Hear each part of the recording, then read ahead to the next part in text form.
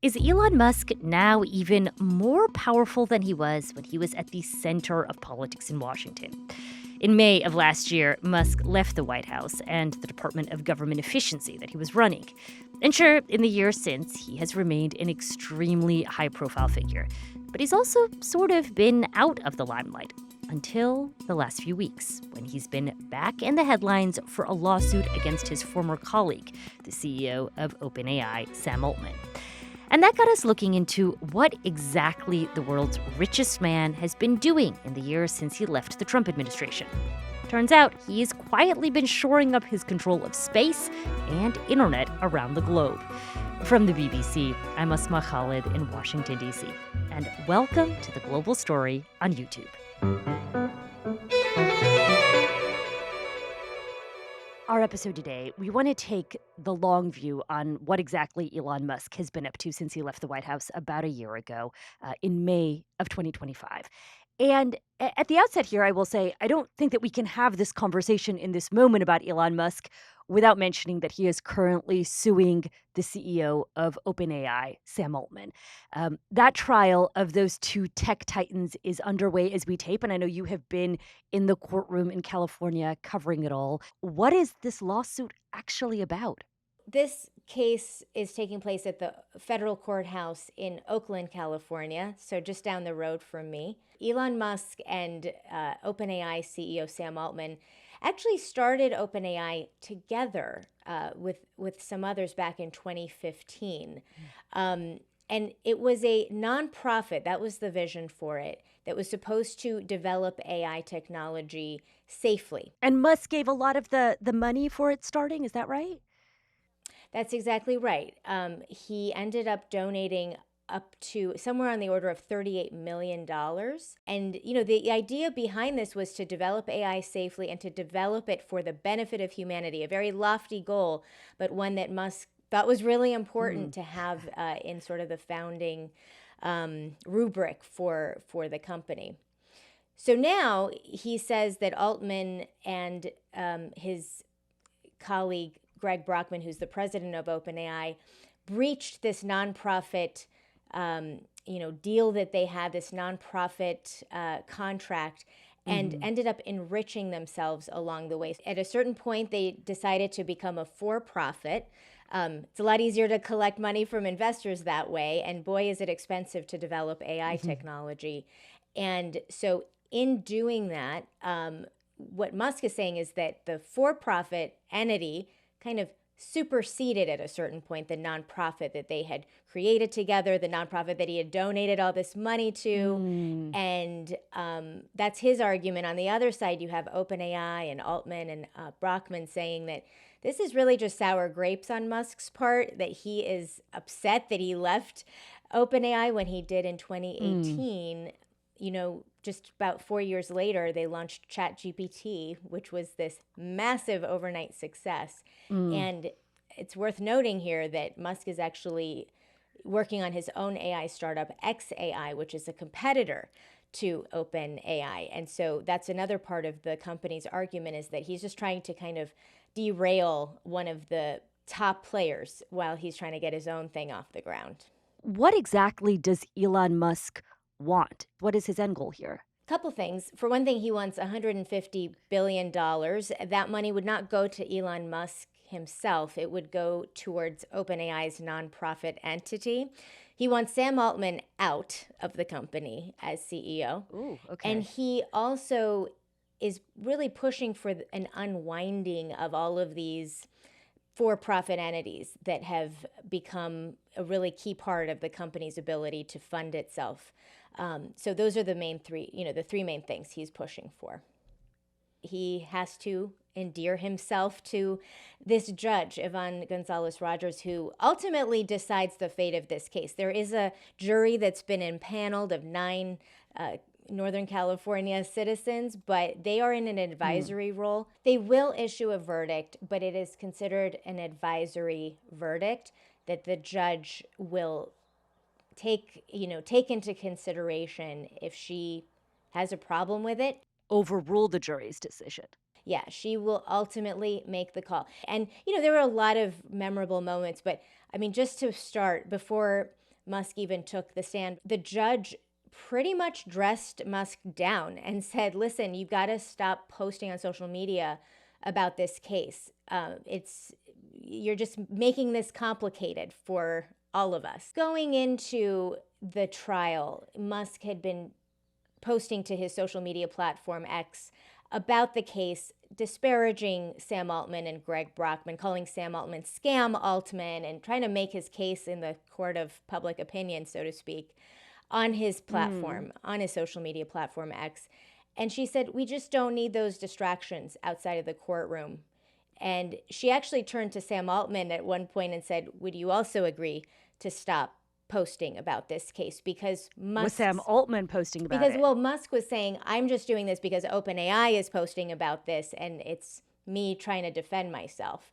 So you kind of had this little bit of a playground situation with these two boys who are a little trigger happy with the social media, and the judge saying, this has got to stop. Both of them agreed to do so. And that was how we started the case. That's when we started with opening statements shortly thereafter.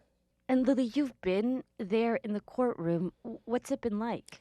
It is a packed courtroom. It's a media circus. And so there's just a lot of energy. It's an electric energy. You see high profile people, not just the parties to the case, but Ari Emanuel, the super agent, the Hollywood super agent who is working with Musk's team, was sitting right in front of me on the second day of Musk's testimony. It is, and it's really interesting, like kind of hearing Musk articulate himself. I haven't actually been in a room with him in probably 10 years, and his public image has really changed during that time. Back then, I think he was truly revered as a technologist and somebody who, he just had a much less polarizing public image. Seeing him there, having to answer questions, in a trial that he himself initiated, but he had to answer some questions that I think were pretty uncomfortable. I think, also really important is hearing details about his AI venture, XAI, which is now part of SpaceX, which developed that controversial AI chatbot Grok that's made a lot of negative headlines over the last few months for different reasons. He admitted on the stand, under prodding from OpenAI's lead lawyer, that he has used OpenAI's models to basically train his product. And I think that was an uncomfortable admission for him to make. So we're getting a little bit of a look under the hood at how he's doing his own startup, which is not a nonprofit, which is not known for safety guardrails.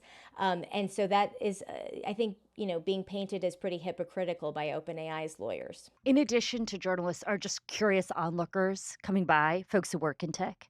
There are. I think there are people that want to pitch Elon Musk their startup as he was leaving the stand and actually walking out the courtroom. I think it was on Thursday. There's also downstairs, outside of the courthouse, all kinds of protesters who are doing performative art, impersonating Elon Musk and Sam Altman. Protesting both of them. Yeah, because frankly, they're not both beloved, if I can be so bold. They are both tech billionaires who are, in control of this incredibly important technology to varying degrees. And that does not sit well with a lot of people.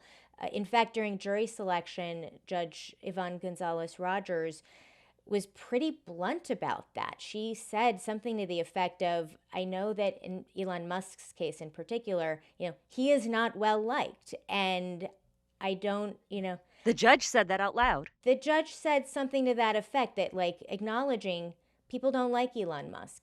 And she said that it was okay for them not to like him as long as they could vow to be fair to him and the other parties in the case. So that was an interesting moment, because it wasn't a situation where if you said something like, I don't like him, you're out of the jury pool. It was, I think most people don't like him, was sort of what she was saying. And that, as long as you can stay fair, you can stay on this jury. You can be on this jury. Lily, when I heard that Elon Musk was going to go to court in this lawsuit with OpenAI, I was actually in Europe, and there was a story circulating there that caught my attention. And that is that in late April, Musk was actually summoned to appear before prosecutors in France, but he did not show up. Did you recall this too? I just want to get clarity on what that was all about for It you. doesn't have anything to do with this case, but it is a sign of the times, right? So in Paris, Okay. authorities have been looking at how X's algorithm has been used to interfere in French politics. This is a probe that began early last year. And that investigation has now grown to include Grok, which, you might remember earlier this year that Grok was being used by people to create these non-consensual sexual images of women and girls. And so now Grok is being Yes. probed in a number of jurisdictions. And yet Musk has really dug in his heels saying this Paris probe in particular is part of a political attack. This was a voluntary summons. He didn't show, but you have other investigations happening in the UK and in Europe. And Is it all around Grok, essentially? a lot of it is around Grok. I know that there are authorities in the UK and the EU that are looking into it, but it's also about political speech, which was really at the heart of Ah, this, okay. investigation in Paris originally, and around, Grok has been caught giving people, just really unreal responses that are part of the way that the parameters for, Holocaust yeah, denial, there's right? Holocaust denial, there is this Mecca Hitler incident from last year, and all of this is a product of the parameters that are being set by XAI. And so that's why, in addition to those probes happening in Europe, there are several dozen Mhm. attorneys general here in the United States. These are US states that are taking action against XAI after Grok was involved in generating all these sexualized deepfakes. Elon Musk's response has consistently been that authorities are looking for any excuse that they can for censorship. So, Lily, while the legal drama is certainly making headlines, perhaps the bigger story, the one that is albeit not being talked about as much, is Elon Musk's satellite internet company, Starlink. Um, and I think it's fair to say that a lot of people here in the United States might not feel like they have actually been exposed directly to Starlink beyond, say, Wi Fi services on a flight. So, can you at the outset just explain what exactly Starlink is? So, as you said, it's a satellite internet company. It is a division of SpaceX, which is Musk's rocket company. And I have to say, I would argue that Starlink might be the most important part of Elon Musk's empire, even though it doesn't Ooh. get the coverage that various other parts like Tesla and SpaceX Uh itself huh. get. Over the last couple of years, Musk has launched thousands of satellites into what's known as low Earth orbit. There's something like 10,000 of them up there right now. And that's basically the Okay. majority of satellites that are orbiting in that area at the moment. So he's the clear industry He's the leader clear in when it comes to satellites and low Earth He is the orbit. clear industry leader, exactly. And you can sometimes even Okay. spot them at night. They look kind of like a string of stars that are tethered together, shooting across the Huh. sky. That's Starlink. So, for the users of Starlink, they get these units that are, basically you get this kind of square device that comes, it's a Okay. flat antenna, and you can get internet from anywhere using it. Starlink has been gaining traction providing internet on airlines. It's also in places that Yes. are Yeah. sort of considered underserved markets. So here in the US, that would be rural areas. It's sometimes, kind of one of those early services that are provided to people who have just been through a natural disaster where the traditional infrastructure around them has just been destroyed. Mm-hmm. And so it's sort of, out there, but maybe not everybody has heard of it, even if they've used it before in the context of, a United or Qatar Airlines flight, for example. Right now, it is the largest satellite internet provider in the world with more than 10 million active users across 150 countries. 150 countries. Wow. I mean, Lily, that's what I find so fascinating about Starlink. I mean, while it may not be, say, a household name, it may not be incredibly popular yet in the United States or Europe. it has become, it seems, so central to how so many people around the world do access the internet. And my sense is that Elon Musk knows that. He knows that it has given him a tremendous power around the world. You're not wrong about that, Asma. Starlink and has been used in war zones, and I think that's a pretty Mhm. important point to dwell on for a moment. Um, it's actually that use in war zones that I think has generated the most international headlines around Starlink. So Yeah. this sort of started towards the beginning of the war in Ukraine, not long after Russia invaded. Musk, made a decision back in 2023. We learned later. Um, that basically he refused to allow Ukraine to use Starlink for a surprise attack that they were wanting to launch against Russian forces in Crimea. The quick context there is that Russia seized Crimea from Ukraine back in 2014. They now claim it as their territory. Um, Musk reportedly refused to allow the Ukrainians access because he was concerned that Russia would respond by using a nuclear weapon. And then more recently, Musk denied Russian forces access to Starlink after Ukraine's defense minister asked him to block them from using it. So now he's sort of on the other side, right?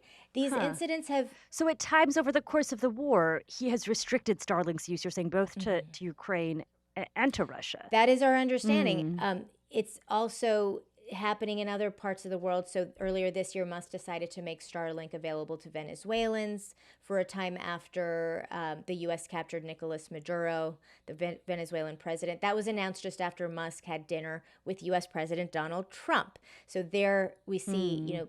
the potential influence of politics at play. He's also made it available in Iran after a prolonged internet blackout by the regime there. But people Hmm. use Starlink in Iran at their own risk. They can be imprisoned for using it or for even helping distribute it to Iranians there. So, bottom line here is that Starlink is providing this vital service, but one man, this private citizen who Hmm. sometimes makes questionable choices to a lot of people, is the one who gets to decide who gets access to the internet and who doesn't because of the fact that he really spearheaded this technology. I understand, Lily, that critics of Musk will question the the concentration of power, say that Musk has, and the ability to turn on and turn off access.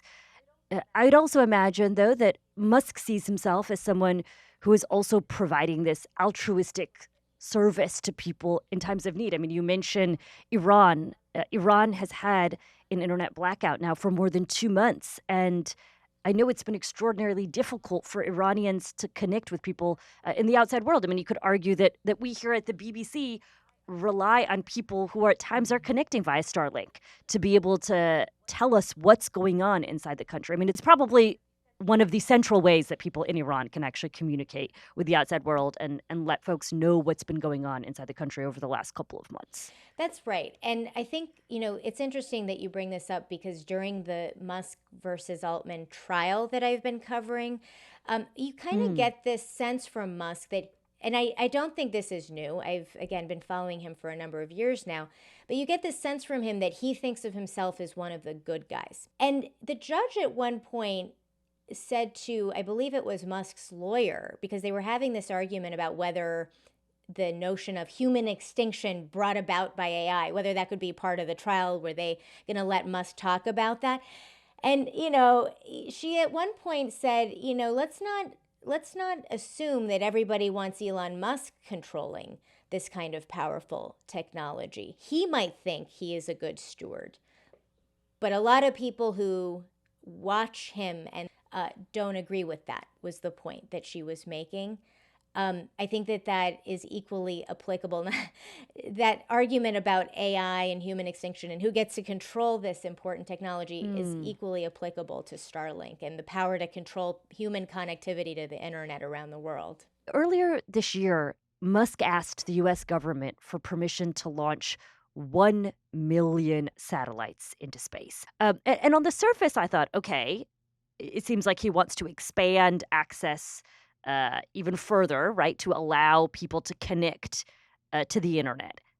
But the one thing that was very confusing to me about this announcement is that I read these satellites are envisioned in some ways to allow Starlink to create data centers in space. Can you explain that? That's right. Musk is launching new satellites into low Earth orbit all the time. It helps that he owns a rocket company, SpaceX, as he's doing this. But what he wants to do, seemingly, is to create this footprint. He already has, a fairly sizable one, but to expand that footprint to grow to 1 million satellites as part of a plan to build these data centers in space. We learned about this plan from an announcement that Musk made back in March. The plan is to have SpaceX put these data centers into orbit around the world. They would use power from the sun. And, Musk is kind of trying to sidestep one of the main constraints to developing AI and to having people use it here on Earth, and that is power, access to enough electricity. These are really energy intensive processes. So Musk has talked about how space has the advantage that it's always sunny. Okay. But is it tested? Like, do we know that a data center in space could actually work? We don't know that. There are a lot of things that could go wrong. We don't know if these data centers in space, for one thing, are cost effective. It could be incredibly expensive. So it's worth noting that this is all happening as SpaceX is preparing to IPO soon, to publicly list with a valuation of more than $1 trillion, possibly as much as $2 trillion. So that could be really important to helping him pay for this very ambitious idea. If he solves that hurdle, there are some other potential barriers. We talked about the power issue. So the microchips that AI developers use can get very hot. It's not clear how you would cool those components in a data center in space because space is in a vacuum. And then the other thing is that data centers need a lot of maintenance. So there's the question of how do you get people or adequate robots, if not humans, to be where they need to be to continue that ongoing maintenance work that has to happen. And the actual beaming of data across facilities in space is the other issue. It can be very slow, which might not make for the best user experience for what Musk has in mind here. Okay. Okay. Um, can we just talk about the sheer number of satellites that Musk is proposing putting into space? 1 million. Uh, that's one of those astronomically large numbers that's just hard to quantify. What would it mean to have 1 million little satellites all floating in outer space? Yeah, well, I think the way to frame this is that you've heard of land grabs on Earth. Think of this as Musk potentially trying to create a land grab in space. So he wants to flood a space grab, flooding low Earth orbit with his own satellites at a time when there really aren't all that many viable competitors to stop him. One competitor is billionaire Jeff Bezos. That's probably the best shot at viable competition here. Bezos is the founder of Amazon, of course, which has been working to build up its own satellite internet business. And it's made some interesting moves lately, including this acquisition of a company called Global Star in April. In fact, Amazon has filed a formal objection with the Federal Communications Commission, the FCC, over what Musk is doing. Well, part of it is about congestion in low Earth orbit. There's, at a certain point, if you flood low Earth orbit with too many satellites, you end up with a real problem. And that is the prospect of all these things, this hardware colliding. That could be very dangerous. So, Like the signals colliding or the no, actual the literal hardware colliding? colliding. And so you can't have sort of infinite satellites up there. And so I think that's why this notion of a land grab is, or space grab, as you say, is useful because there's sort of finite space up there to do this safely. When we think about the arc of Musk's recent career, um, here in Washington, it centered a lot around politics. And there was an active debate here in Washington about the power that Musk had. And now, listening to you, it seems like after leaving that informal position in the Trump administration, after he, largely faded to the background of some of the political discourse in Washington, that Musk has nonetheless actually accrued more power. You've described this unprecedented space grab, and it makes me wonder what exactly his endgame is here. It is absolutely arguable that he is more powerful than some heads of state in certain contexts. If you can provide or withhold internet service, that is raw power because it's something that supersedes government. It is a global resource in a way. It's something that people all around the world need, whether they're living in a dense city setting or in the hinterlands somewhere.